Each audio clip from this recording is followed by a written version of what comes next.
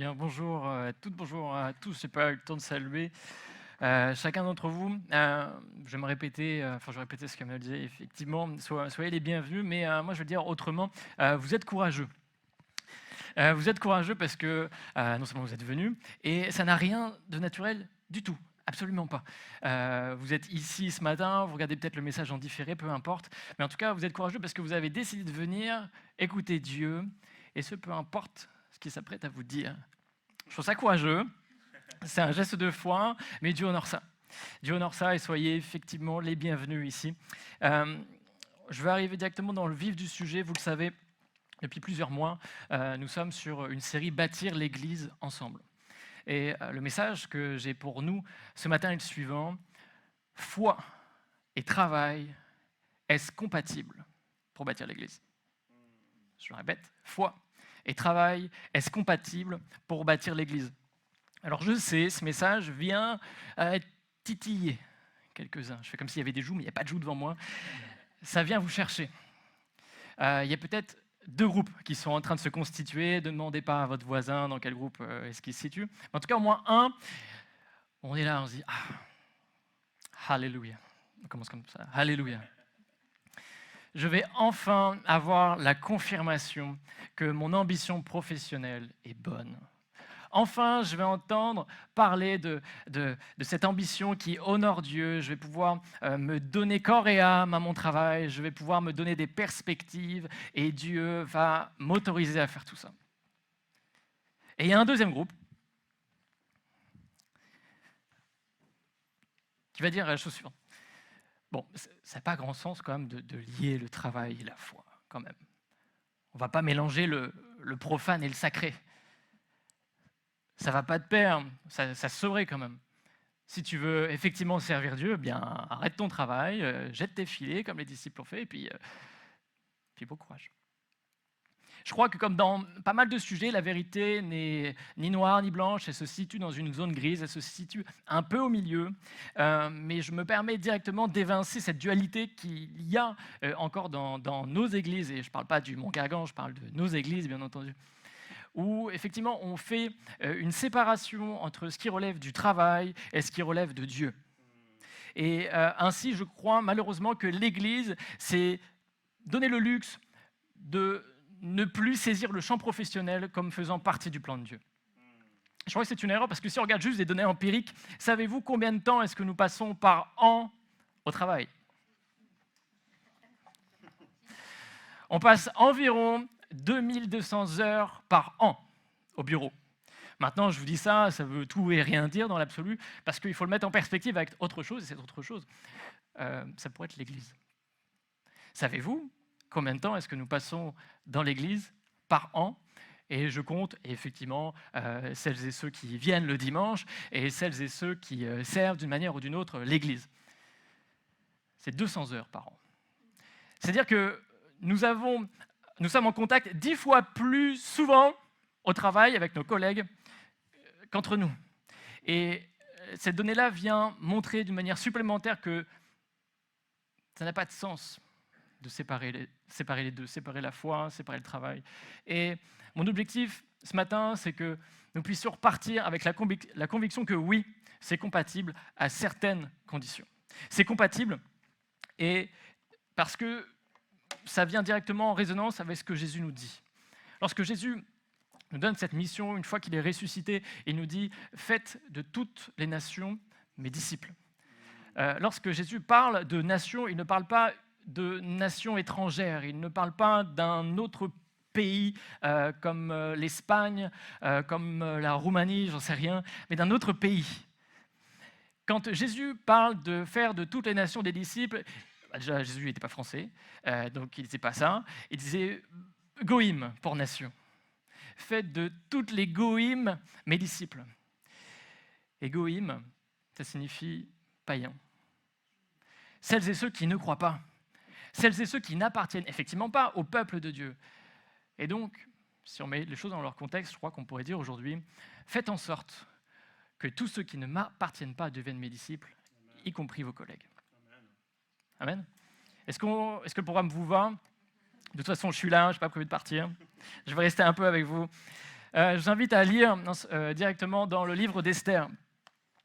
Esther, au chapitre 4, ça va être affiché juste derrière moi. Esther, chapitre 4. Avant de l'afficher, je vous mets dans le contexte. Esther est reine à ce moment-là, à ce moment de la lecture. Esther est reine, c'est la femme de l'empereur. L'empereur l'a choisie pour femme, exclusivement sur une base physique. Après avoir passé la nuit avec, Esther est devenue reine. Toujours est-il, Esther est juive.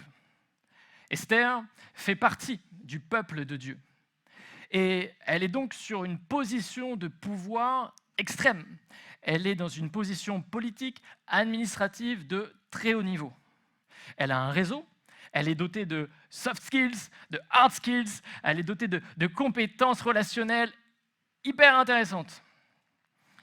Et à tel point que Mardochée, son père, va venir lui parler d'un complot qui est en train de se préparer au sein du palais, dont elle n'a pas connaissance. Elle vit au palais, elle fréquente le palais tous les jours, et pour autant, elle n'est pas au courant de ce qui se passe. Et ce complot, c'est un complot antisémite. Les hauts fonctionnaires de l'empereur préparent une attaque contre les Juifs, contre le peuple de Dieu. Et Mardochée va aller voir Esther pour lui dire « Esther, fais quelque chose. Esther, utilise ta position professionnelle, utilise ton rang pour venir nous protéger. » Et on en est là au chapitre 4. On commence au verset 11.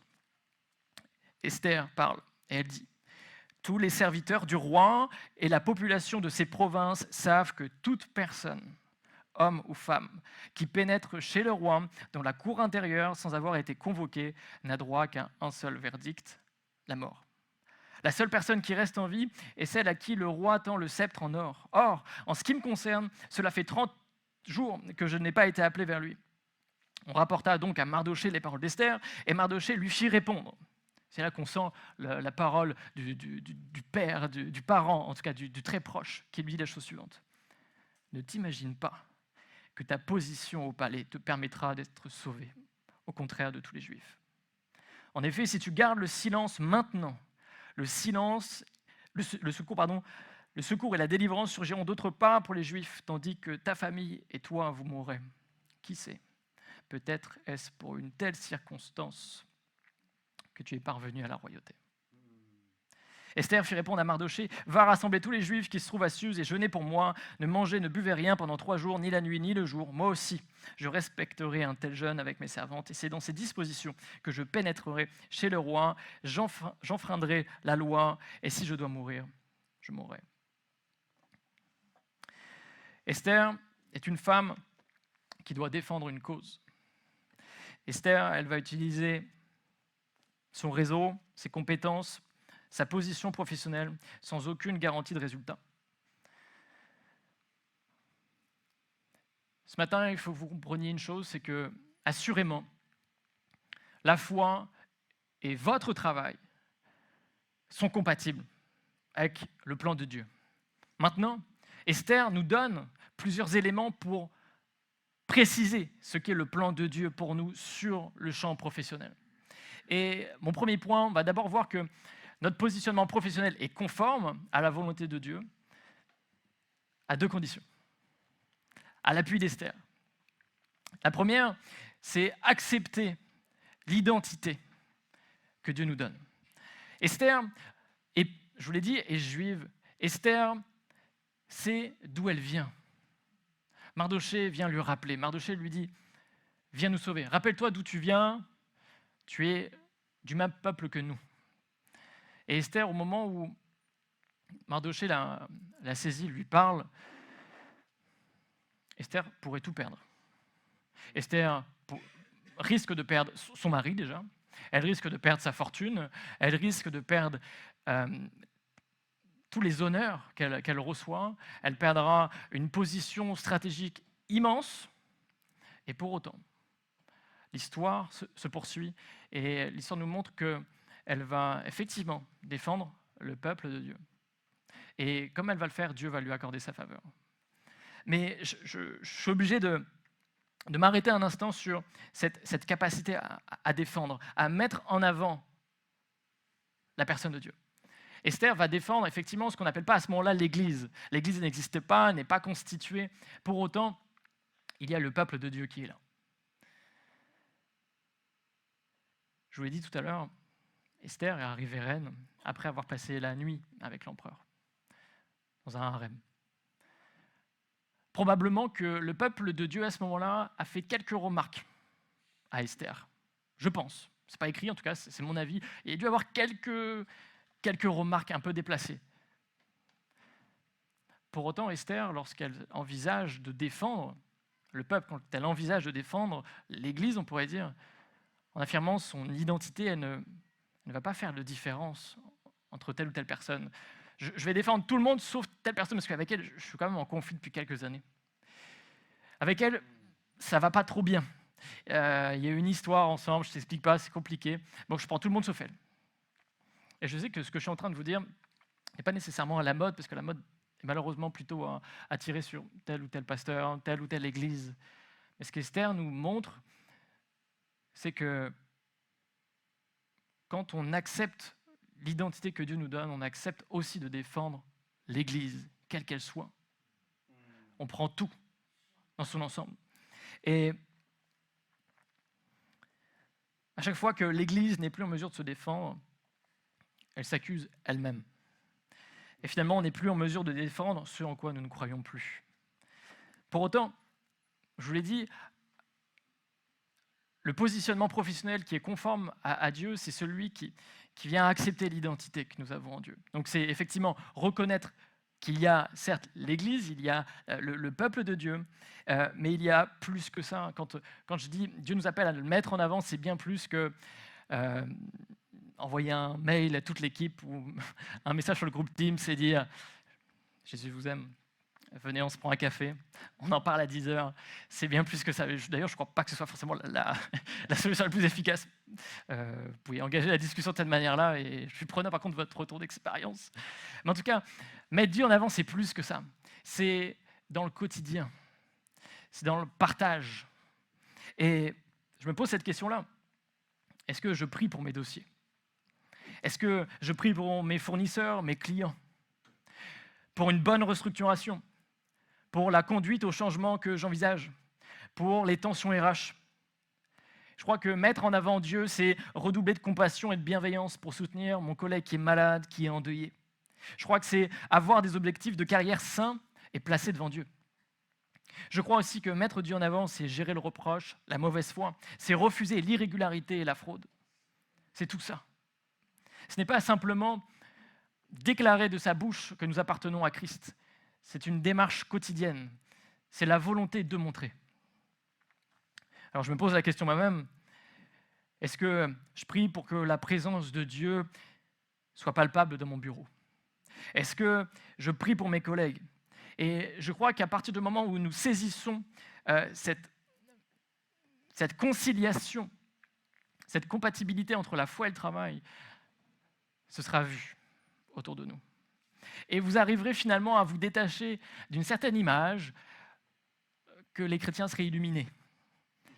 Parce qu'effectivement, plus on sépare ces deux champs-là de la vie, plus on a tendance à penser ces choses-là, que ce n'est pas tout à fait équilibré cette vie-là. Mais Dieu nous appelle à une vie équilibrée, et je crois que quand vous allez être en mesure d'exprimer d'une manière ou d'une autre l'amour de Dieu, vous allez rétablir un équilibre qui sera vu et perçu. Amen. Je vais vous donner un exemple de ça. Je vous présente Jérémie.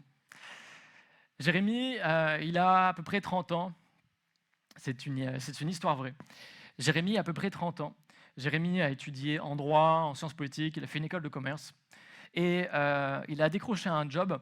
Il se trouve être conseiller auprès du PDG d'une grande entreprise de l'automobile en France. Dans le cadre de ses fonctions, il va soutenir le PDG. Il va l'accompagner, il va le conseiller sur sa communication, il va jouer le rôle de vigie sur certains dossiers brûlants, il va l'alerter, il va faire le lien avec les autres membres du comité de direction, tout ça. Et pour vous placer dans le contexte, un jour, il est convoqué par un directeur de la communication précisément. Et ce directeur-là n'a aucun lien hiérarchique avec Jérémie. Pour autant, il est convoqué. Jérémie y va. Et le directeur de la communication lui dit les choses suivantes. Écoute, Jérémie, Ça fait quelques semaines que tu es là et on a épluché ton compte LinkedIn. Le compte LinkedIn, pour celles et ceux qui ne le savent pas, c'est un réseau social personnel à vocation professionnelle. À peu près comme tous les réseaux professionnels, on montre tout ce qui va. Voilà, tout ce qui va, tout va bien, et tout ce qu'on réussit, évidemment. Et le directeur de la communication explique que tous les membres du CODIR ont épluché son compte LinkedIn. Ils ont tout regardé. Et ils se sont rendus compte qu'ils mettaient davantage en avant la personne du PDG que la stratégie de l'entreprise. Ce à quoi était payé Jérémie, quand même. Ça peut paraître un peu simple, cette situation. Absolument pas. On est en train de remettre en cause son travail. On est en train de remettre en cause sa position. Et le directeur de continuer. Je t'ordonne d'arrêter ce que tu fais parce que tu me fais de l'ombre. Et si tu continues comme ça, je vais t'éjecter du fauteuil sur lequel tu es assis.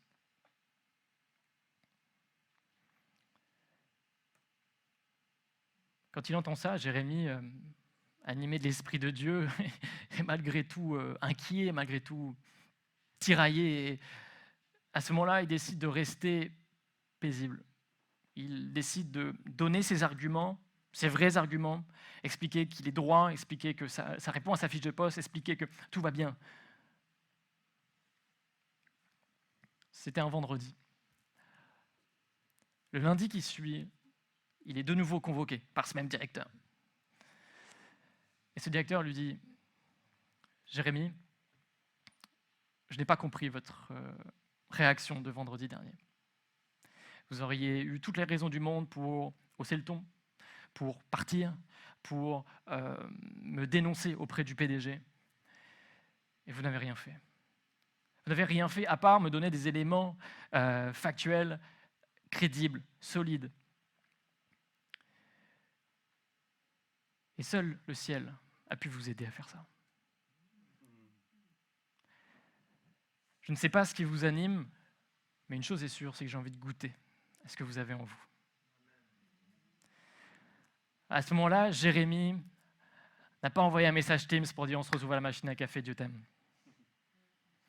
Jérémie était dans une démarche simplement de paix, de soutien, de bienveillance, d'explication. Entre nous, Jérémie, à ce moment-là, il était brut. Il était spécialiste dans son domaine et il ne s'est pas démonté à ce moment-là. Il a fait ce que Dieu lui demandait de faire à ce moment-là. Il était doté de son expertise que Dieu lui a donnée et il l'a mis en avant à ce moment-là. Alors assurément, lorsque nous considérons que la foi peut être conciliée avec le travail, les uns et les autres le voient. Amen.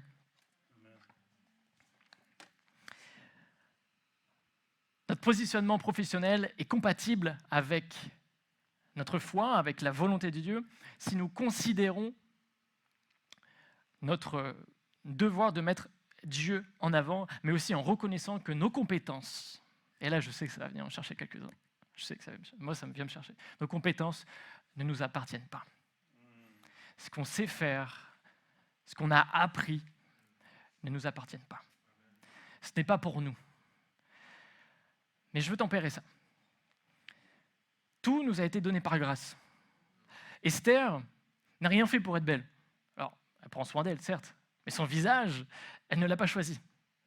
Son positionnement, elle ne l'a pas choisi.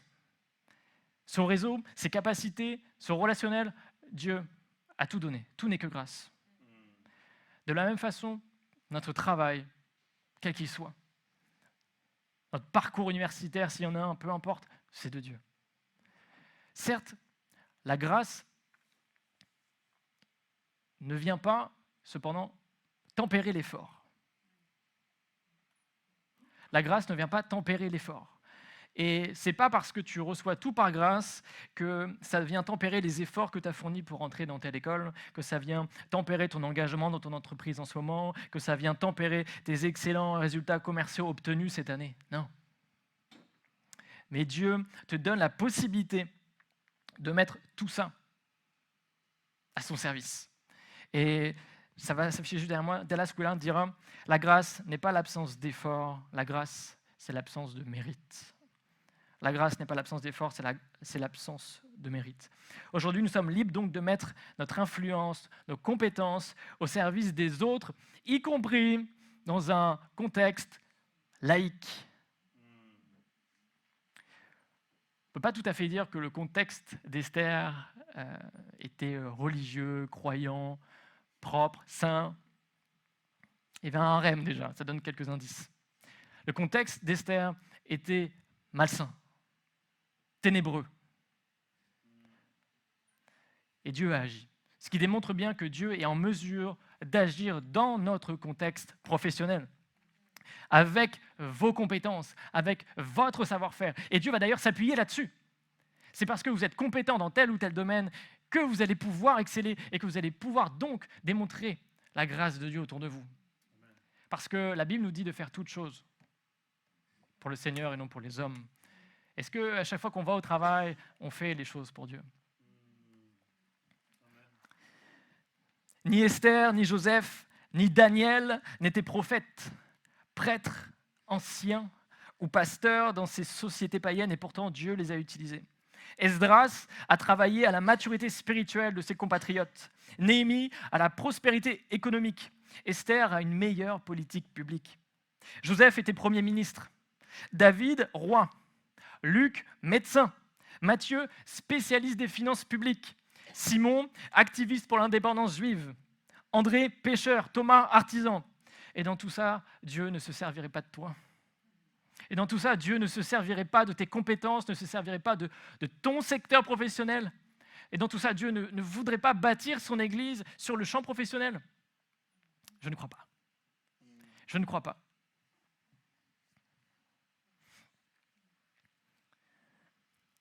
Accepte l'identité que Dieu te donne en mettant Dieu en avant, en reconnaissant que tes compétences ne sont pas les tiennes.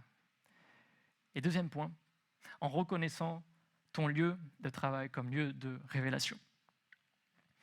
Est-ce que ton lieu de travail est ta terre de mission? Est-ce que tu penses que Dieu veut t'utiliser auprès de tes collègues? Est-ce que tu pries pour tes collègues?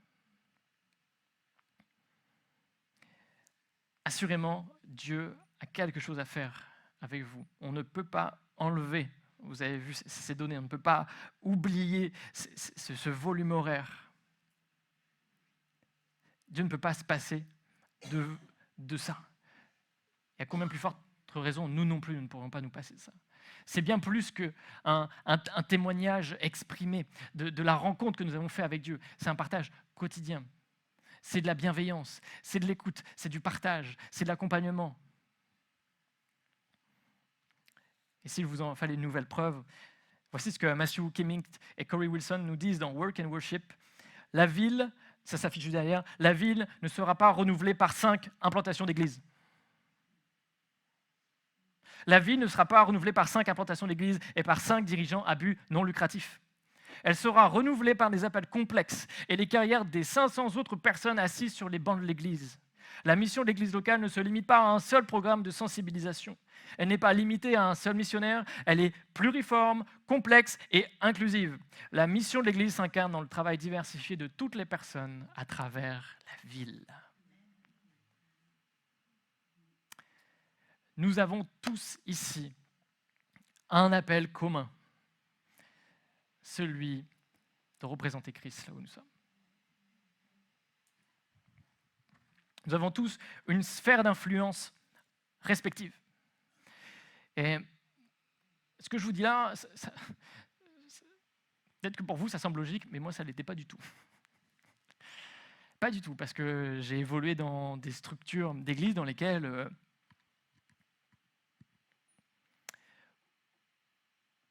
travailler pour Christ, c'était dans l'église. Voilà. Représenter Christ, c'était ici.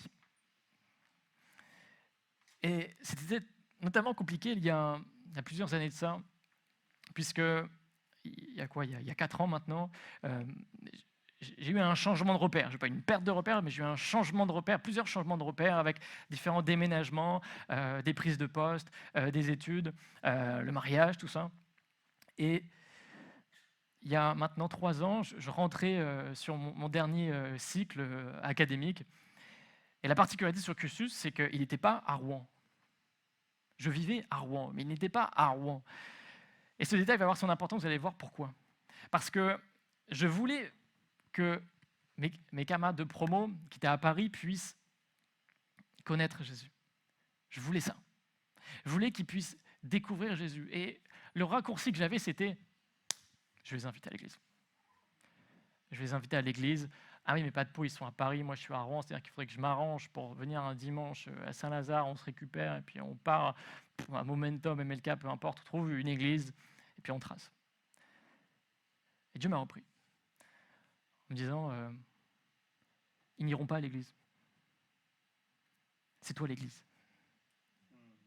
Et comme eux ne vont pas venir à moi, moi je viens à eux. Et alors, quand j'ai compris ça, j'ai vécu la relation différemment. Et je crois que pour nos collègues aujourd'hui, c'est la même chose. Ils ne viendront peut-être jamais au Mont-Gargan. Mais le Mont-Gargan, il y est par contre. Vous y êtes. Et plus que le Mont-Gargan, l'église de Jésus est proche d'eux. Amen. Vous avez donc une sphère d'influence. Celle de Mardochée, c'était Esther. Mais bingo, parce que Esther, c'était l'empereur. Et l'empereur, c'était le palais royal, les hauts fonctionnaires, le peuple dans sa totalité, le territoire. Mais tu as la tienne aussi. Et si on regarde l'image du palais, il y en a parmi nous, c'est le palais de l'hôpital qui les occupe quotidiennement. Pour d'autres, ça va être le palais de la finance, le palais de l'enseignement, le palais de l'entrepreneuriat, le palais de l'énergie, de la politique, de la justice. Ça fait palais de justice. Le palais de l'administration, le palais de la technologie, le palais de l'art, de la restauration, de l'industrie, des médias. Nous avons tous une influence, quelle qu'elle soit. Peu importe notre secteur d'activité. Et Dieu ne vient pas mettre en avant une forme d'élitisme, ni spirituel, ni professionnel. Qu'on s'entende bien. Dieu ne va pas se servir uniquement des docteurs en tel ou tel métier, en telle ou telle discipline. Dieu ne va pas se servir uniquement des cadres. Dieu utilise tout le monde. Mais les cadres, les dirigeants d'entreprise vont effectivement avoir des responsabilités encore plus importantes. Mais Dieu utilise quiconque. Alors tu es jardinier, fais l'Éden. T'es médecin, n'oublie pas l'âme et l'esprit quand tu soignes le corps. T'es prof, donne une chance à tes élèves. T'es étudiant, bosse dur. T'es policier, reprends avec justice. T'es en finance, sois vrai dans tes calculs. T'es RH, écoute le faible, accompagne-le. T'es chef d'entreprise, prie pour une stratégie rentable et durable. T'es élu politique, partage l'amour de Dieu avec tes administrés, tes adjoints. T'es coiffeur, donne confiance aux gens. T'es conducteur de bus, que ta douceur de conduite soit connue de tous. T'es infirmier, aime tes patients. T'es sportif, professionnel, que ton staff technique reconnaisse ta constance et ta persévérance. Nous avons tous une influence à avoir. Et Dieu nous y appelle tous demain ou la semaine prochaine pour les vacanciers. Dieu entend donc nous utiliser en partant, et ça c'est très important, en partant de notre expertise, de notre savoir-faire. Notre savoir-faire, notre expertise va être comme la première brique qui va nous permettre d'avoir la légitimité pour parler perso plus tard. Alors ne négligeons pas ça. Faisons les choses avec excellence au travail et excellence pour que nous puissions ensuite parler à nos supérieurs, à nos collègues de travail, peu importe. Et c'est cette expertise qui va effectivement créer une légitimité pour Esther aussi. Esther, on n'a pas le temps de le lire là, mais c'est parce que Esther était reine qu'elle a pu avoir accès au roi, enfin à l'empereur. Merci Thomas, merci d'être venu. Mais c'est parce qu'elle avait ses codes, elle avait les compétences relationnelles qu'elle a pu faire ensuite 2 dîners d'affaires. Bon, je dis comme ça, aujourd'hui, ce serait dîner d'affaires, mais quand on lit, ça apparaît pas comme ça, mais c'était véritablement 2 dîners d'affaires avec l'empereur. Elle savait comment s'y prendre. Et vous, est-ce que vous savez vous y prendre aussi? Sachant que votre secteur professionnel est unique, singulier. Vous avez la possibilité de vous démarquer d'une certaine façon, et puis pour un autre secteur d'activité, ce sera autrement. Nous avons chacun une part à faire dans notre secteur. Je vais inviter l'équipe de louange à me rejoindre tout doucement. Parce que, effectivement, le positionnement professionnel est conforme à la volonté de Dieu, à condition que nous mettions notre identité en avant, que nous mettions Dieu en avant, à condition que nous reconnaissons que nos capacités ne sont pas les nôtres, à condition que nous retenons que nous avons une influence autour de nous. Mais je suis obligé de vous dire aussi qu'il y a des limites que vous connaissez probablement, à l'appui de ce qu'Esther nous partage. Il y a des limites, il y a certains cas dans lesquels notre positionnement professionnel va venir limiter ce que Dieu veut faire. La première, c'est la limite du confort. Esther est dans son palais. Et Esther est prête à le perdre. De la même façon, nous ne pouvons pas nous contenter de rester dans notre palais. Quand je dis palais, je ne parle pas nécessairement de luxe, je ne parle pas nécessairement des choses brillantes, je parle simplement de votre lieu de travail. On ne peut pas se contenter de rester simplement au bureau. Esther ne l'a pas fait, mais seulement après avoir été reprise par Mardoché. Elle ne l'a pas fait directement. Mardoché qui lui a dit, écoute, ne crois pas que tu seras sauvé si tu ne dis rien. Parce que les Juifs, eux, seront sauvés et pas toi. Peut-être que tu es dans une situation telle que celle-ci. Peut-être que tu es arrivé à cette position de reine uniquement pour cette circonstance. Et ma question pour vous ce matin, êtes-vous arrivé là où vous êtes aujourd'hui pour une circonstance telle que soutenir un collègue, telle que pardonner votre responsable, telle que apprendre la gestion de crise, telle que embaucher un méritant qui sera au bénéfice de votre leadership bienveillant, développer votre empathie, redoubler de bienveillance, prier pour vos ennemis, aimer celui qui est rejeté. N'êtes-vous pas là pour une circonstance telle que?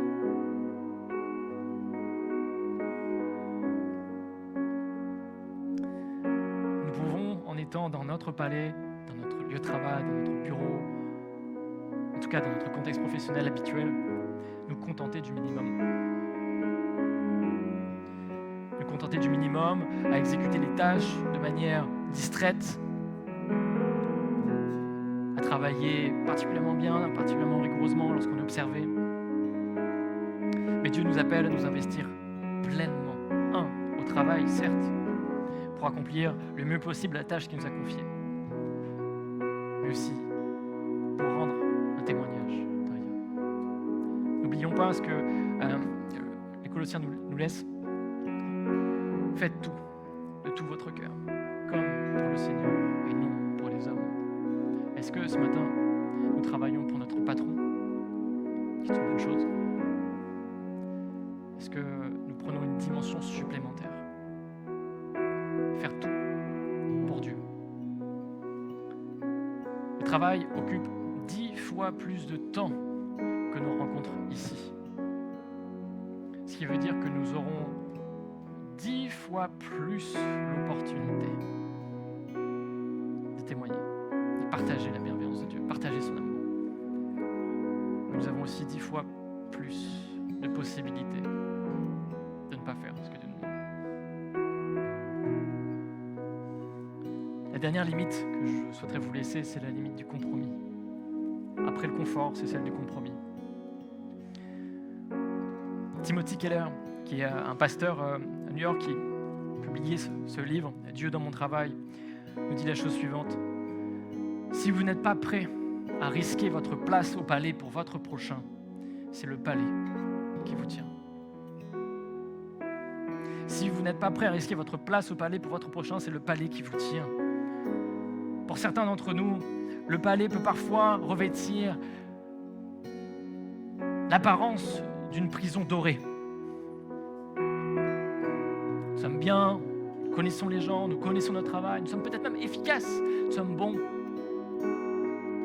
Et Dieu nous demande d'être bons dans notre travail, mais il nous demande plus que ça. Le palais devient une prison dorée si nous ne mettons pas notre influence, notre réputation, notre argent au service de ceux qui nous entourent et des personnes extérieures au palais. Est-ce que tu es prêt à laisser le compromis de côté et soutenir tes clients, tes fournisseurs, la société civile au sens large? Est-ce que tu es prêt à ça? Je vous laisse avec un dernier témoignage, celui de Catherine Levy Alsdorf, qui est mentionnée. Elle est sur la préface de ce livre-là. Alsdorf est PDG aux États-Unis, PDG de plusieurs entreprises du secteur des nouvelles technologies. Aujourd'hui, elle occupe ce poste. Mais ce n'était pas le cas avant. Il y a quelques années, elle était directrice, elle était membre d'un comité de direction et elle ressentait dans son cœur que Dieu l'appelait à quelque chose de plus fort. Dieu l'appelait à prendre plus de temps pour cet aspect de la foi et du travail, pour enseigner, pour partager. Et dans ces circonstances, qu'est-ce que Dieu nous appelle à faire? C'est abandonner toute chose. Lui et ses dieux, écoute, je te laisse ma vie, je te laisse mon avenir, je te laisse mes projets, je te laisse faire. Elle ne l'a pas fait. Alsdorf ne l'a pas fait. Et honnêtement, parce qu'elle dit elle-même, mon frère a fait cette prière il y a quelque temps, et Dieu l'a envoyé conformément à sa vision, conformément à d'autres projets, dans un espace sans eau, sans électricité. Moi, je veux pas de ça. Je veux pas de ça, je suis pas du tout prête à ça. Et je trouve ça honnête de sa part. Mais à un moment donné, Dieu est revenu. Dieu est revenu. Et il lui a dit, es-tu prête à tout me laisser? Et c'est dur, j'imagine que vous savez très bien de quoi je parle, c'est dur lorsqu'on a des projets professionnels, on a en perspective une promotion, on a en perspective un poste, et c'est dur. Et Dieu nous dit, lâche ça. À un moment donné, Alsdorf va abandonner. Il va dire à Dieu, j'ai des projets, mais que ta volonté soit faite. Le lundi, lorsqu'elle est allée au bureau, elle a été convoquée, elle aussi, par le PDG de l'entreprise. Et le PDG lui dit, tiens, ce sont les clés de mon bureau. Je te les laisse. C'est toi qui prendras le relais à partir de maintenant.